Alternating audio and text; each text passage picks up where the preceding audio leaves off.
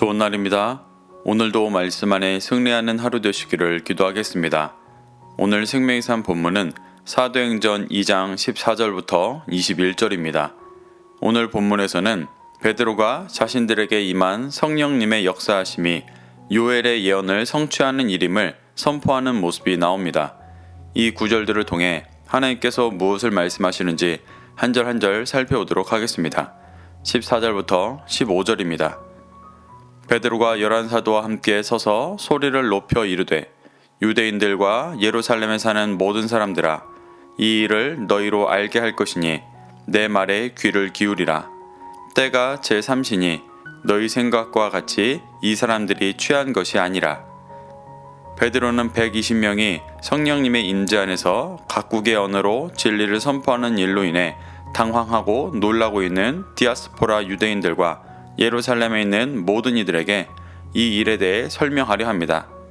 베드로는 성령에 감동되어 지금 하나님께서 행하시는 일이 무엇인지 깨닫고 설명하기 위해 자신의 말에 귀를 기울이라고 촉구합니다. 성령님의 역사에 대해 술 취한 줄 알고 있던 자들에게 지금이 제3시니 술 취한 것이 아니라고 말합니다.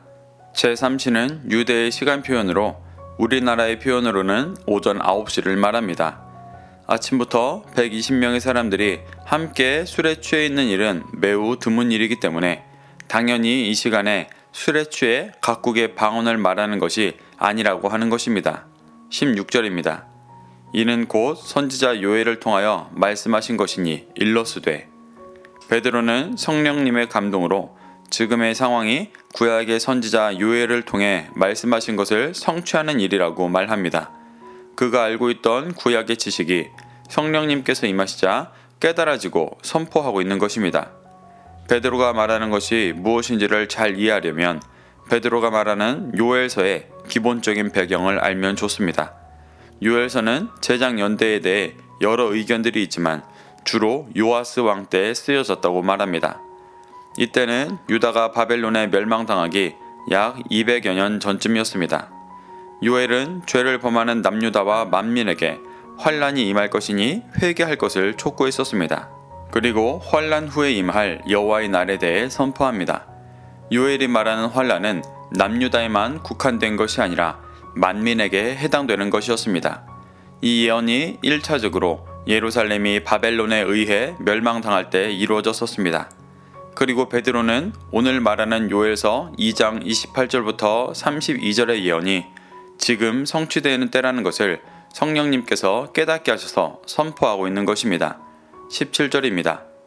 하나님이 말씀하시기를 말세에 내가 내 영을 모든 육체에 부어주리니 너희의 자녀들은 예언할 것이요 너희의 젊은이들은 환상을 보고 너희의 늙은이들은 꿈을 꾸리라. 베드로는 말세에 내가 내 영을 모든 육체에 부어주실 것이라는 예언을 말합니다. 베드로가 말하는 말세는 하나님의 나라가 임하기 전의 시간이었습니다. 이는 예수님께서 승천하시고 다시 재림하시기 전까지의 시간입니다. 베드로는 이때 하나님께서 성령님을 모든 육체에 부어주실 것이라고 예언했다고 말합니다.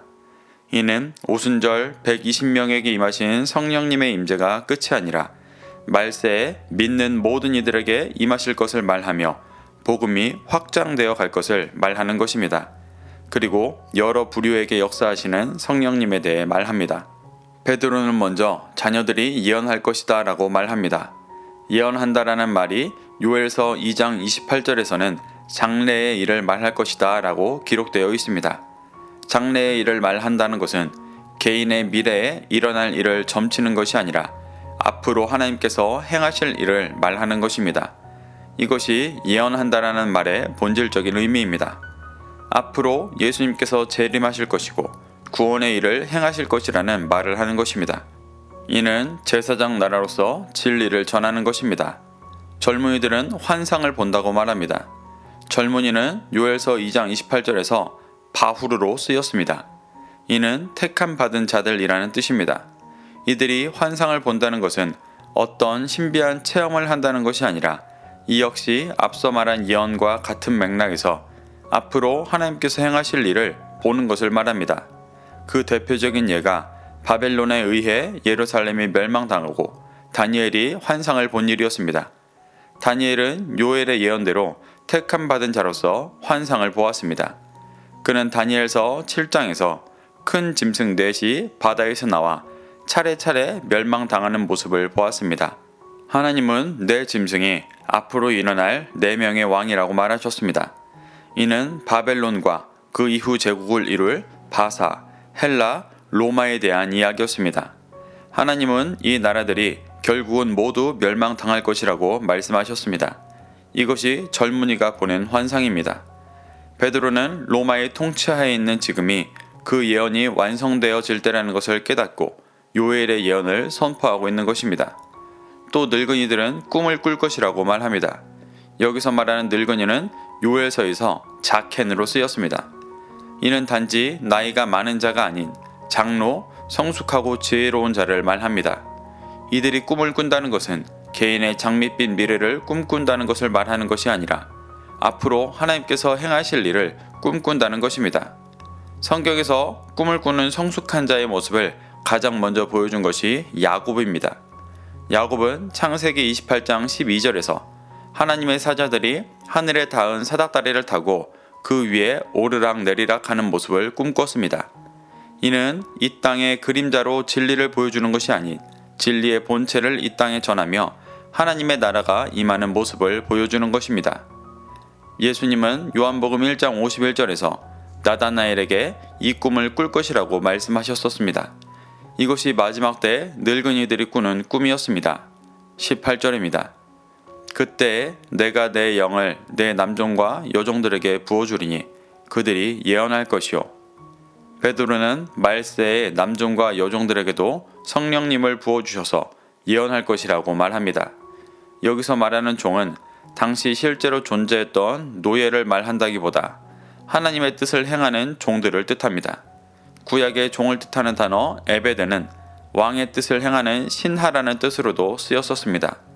예수님도 누가복음에서 주인으로부터 은화를 받아 열매를 남겨야 하는 자들을 종으로 표현하셨었습니다.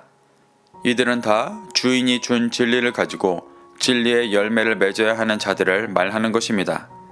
베드로가 말하는 남종과 여종 또한 앞서 말했던 예언의 개념대로 성령님의 임재 안에서 주님께서 행하실 일을 전하는 자들이 될 것이라고 말하는 것입니다. 19절부터 20절입니다. 또 내가 위로 하늘에서는 기사를 아래로 땅에서는 징조를 베풀리니 곧 피와 불과 연기로다. 주의 크고 놀라운 날이 이르기 전에 해가 변하여 어두워지고 달이 변하여 피가 되리라. 베드로는 요엘의 예언을 따라 성령님께서 임하셔서 행하실 엄청난 은혜의 일들을 말한 후에 이후에 올 환란들에 대해 말합니다.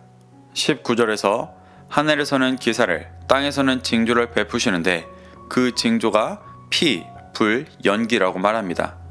이는 예레미야 애가를 보면 예루살렘의 멸망에 대해 표현할 때 자주 쓰이는 모습입니다. 이 환란의 모습은 바벨론에 의해 멸망당할 때 이루어졌고 곧 로마에 의해 일어날 일이기도 했습니다. 베드로가 말하는 이 말은 디아스포라 유대인들에게 정말 뼈저리게 다가올 예언이었습니다. 디아스포라 유대인들은 요엘의 예언이 성취되어 바벨론에 의해 멸망당하며 타국으로 흩어진 자들이었기 때문이었습니다. 그들에게 다시 그러한 일이 일어날 것이라고 예언하는 것은 굉장히 직접적인 경고였습니다. 20절에서 말하는 주의 크고 영화로운 날은 그리스도께서 재림하시는 날을 뜻합니다. 이때가 이르기 전이 베드로가 앞서 말한 말세의 때였습니다. 그때 해와 달이 빛을 잃고 피가 될 것이라고 말합니다. 요엘서에서 해, 달, 별에 대해서 몇 번 언급하는데 이는 이스라엘이 해, 달, 별을 섬기는 이방의 우상을 따라 섬겼던 육신의 것을 말하는 것입니다. 하나님께서 이것들을 다 무너뜨릴 것이라고 예언하는 것입니다. 베드로는 동일하게 예수님을 알아보지 못할 정도로 헛된 것을 믿고 쫓고 있던 당시의 유대인들의 육신의 것들을 진멸하실 것을 말하고 있는 것입니다. 21절입니다. 누구든지 주의 이름을 부르는 자는 구원을 받으리라 하였느니라. 베드로는 디아스포라 유대인들에게 과거 조상들이 각국으로 뿔뿔이 흩어지는 징계를 받았던 모습이 반복될 것이라고 이야기하며 이들에게 회개를 촉구합니다. 누구든지 주의 이름을 부르는 자는 구원을 받을 것이다 라는 말은 다시 환난 받을 수밖에 없는 유대인들의 죄악들을 회개하고 주의 이름을 부르짖으며 그의 길을 쫓아 구원을 얻으라는 진리를 선포하는 것이었습니다. 사랑하는 성도 여러분, 베드로는 오순절 성령님의 강력한 임재 아래 이미 알고 있던 과거 선지자의 말씀이 무슨 의미인지를 깨닫고 여전히 진리를 따르지 못하는 유대인들에게 지금 성령님께서 임하시는 것이 어떤 의미인지를 말하고 있습니다. 그리고 그들에게 과거의 죄를 반복해 심판받지 말고 회개하고 돌이켜 주님 다시 오실 때를 준비하라고 외치고 있습니다. 이 말씀을 교훈 삼아 우리 안에 진리가 아닌 다른 것을 쫓고 있는 헛된 신앙생활을 버리고 오직 성령님을 구하며 증인으로 살아가 주님 다시 올 때를 준비하는 그리스도인들이 되기를 축복합니다.